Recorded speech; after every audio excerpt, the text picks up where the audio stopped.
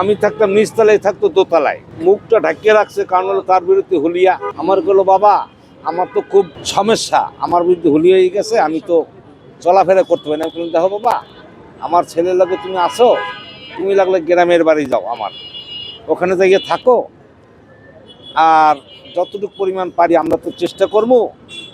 এই তবে সবসময় তুমি তোমার মা বাবার প্রতি খেয়াল রাখো, আমার প্রতিও খেয়াল রাখো, আমাদেরকে স্মরণ করো, তোমার বালা মুসিবত আল্লাহ তাআলা হাজার বার ছিল দেবে।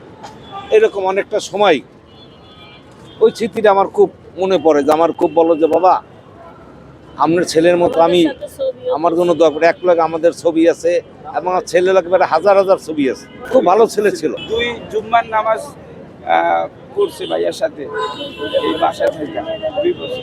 ও আবার ওই আমার ছেলের সাথে, মুসাফির ভাইয়ের সাথে ও ছিল, মুসাফির সাথে। যাক দোয়া করবেন, আমরা সবাই দোয়া করি, আপনারা সবাই দোয়া করবেন, এইটুকু মুসাফির যেন ঘরে ঘরে জন্ম নেয়।